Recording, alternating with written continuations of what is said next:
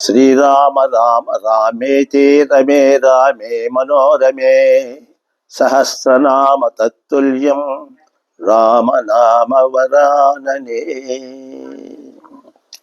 ప్రేక్షక మహాశయులకు, శ్రోత మహాశయులకు శుభాభివందనములు. మనము ఈ ఎపిసోడ్ నందు సంక్రాంతి పండుగ, మకర సంక్రాంతి గురించి ఈ ఎపిసోడ్ నందు మనం తెలుసుకుందాము. ప్రతి నెలలోనూ సంక్రాంతి వస్తూ ఉంటుంది. అంటే సూర్యుడు ఒక రాశి నుండి ఇంకొక రాశికి ఏ రోజైతే ఆయన ప్రవేశిస్తాడో ఆ రోజును సంక్రాంతి అంటారు. కానీ ఇక్కడ జనవరి నెలలో మనకు ప్రతి సంవత్సరం కూడా ఈ యొక్క మకర సంక్రాంతి వస్తుంది. ఈ మకర సంక్రాంతి నాడు మనం అందరం కూడా ప్రపంచమంతా, దేశమంతా కూడా ఈ యొక్క మకర సంక్రాంతి పండుగను మనము ఆచరిస్తున్నాం. ఎంతో సంతోషంగా, ఉత్సాహంగా ఆ స్వామిని ధ్యానిస్తూ, భగవంతుని ధ్యానిస్తూ ఈ యొక్క పండుగ మనము చేసుకుంటున్నాం. ఈ సంవత్సరము, ఈ విశ్వావసునామ సంవత్సరంలో పుష్య బహుళ ద్వాదశి నాడు గురువారం అంటే 15/1/2026 తేదీ నాడు ఈ యొక్క మకర సంక్రాంతి అనేది మనకు వస్తుంది. మకర సంక్రాంతి పండుగ వస్తుంది.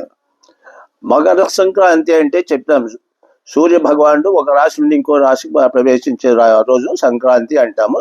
అందులోనూ దీన్ని మాత్రము మకర సంక్రాంతి అంటే సూర్యుడు మకర రాశిలోకి ప్రవేశిస్తాడనమాట. ఆ దినాన్ని మకర సంక్రాంతి అని అంటాము. అది ఎంతో పుణ్యమైనటువంటి రోజు. దక్షిణాయన సంక్రమణము, ఉత్తరాయణ సంక్రమణము అని రెండు ఉన్నాయి. అది ఆషాఢ మాసంలో దక్షిణాయన సంక్రమణం వస్తుంది. కానీ ఉత్తరాయణంలో ఈ యొక్క మకర సంక్రాంతి ప్రవేశమవుతుంది. ఆ రోజు నుండి మనకు ఉత్తరాయణం ప్రారంభమవుతుంది అన్నమాట. కాబట్టి మనము ఈ మకర సంక్రాంతి ప్రతి మాసము కూడా ఇంగ్లీష్ నెల ప్రకారము జనవరి 14 లేదా 15వ తేదీ మనకు ఈ మకర సంక్రాంతికి ఖచ్చితంగా వస్తుంది. అదే ఈ సంక్రాంతికి ఇంగ్లీష్ నెల జనవరి నెలకు ఉండేటువంటి యొక్క సామీప్యం అన్నమాట. ఈ సంవత్సరం జనవరి నెల 14వ తేదీన అంటే బుధవారం రాత్రి పుష్య బహుళ ద్వాదశిలో దాదాపు ఈ యొక్క రాత్రి ఈ యొక్క రవి సంక్రమణము ప్రవేశమవుతా రవి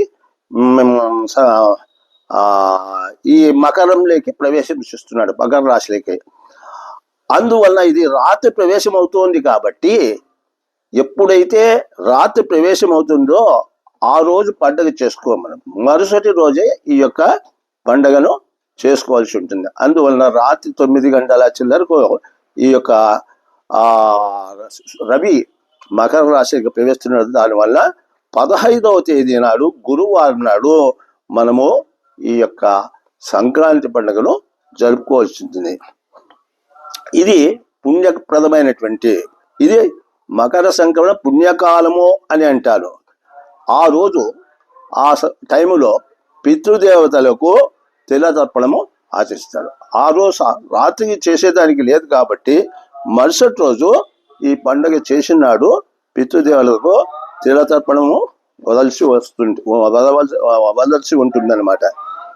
ఈ ఉత్తరాయణ ప్రారంభం నుండి మనము ఈ దేవతా కార్యాలు కావచ్చు లేదా శుభకార్యాలు కావచ్చు, ఏవైనా కూడా మనము ఆ ఉత్తరాయణ సంక్రమణ పుణ్యకాలం తర్వాత నుండి మనకు ఈ దక్షిణాయనం వరకు కూడా ఈ శుభకార్యాలు, దేవతా ప్రతిష్టలు మొదలైనటువంటి శుభకార్యాలన్నీ కూడా మనము ఈ ఉత్తరాయణంలో మనము చేసుకుంటే చాలా మంచిది. ఎందుకంటే అప్పటికి ప్రజలందరికీ కూడా, రైతులందరికీ కూడా ఈ పొలం పనులన్నీ అయిపోయి ఉంటాయి. వాళ్ళు కొంచెము విశ్రాంతిగా ఉంటుంది. అందువలన ఆ సమయంలో మనమందరం కూడా ఈ శుభకార్యాలు జరుపుకుంటున్నాము. మరియు అంతేకాకుండా ఈ యొక్క ఉత్తరాయణంలోనే మనకు ఎండాకాలం కూడా వస్తూ ఉందన్నమాట.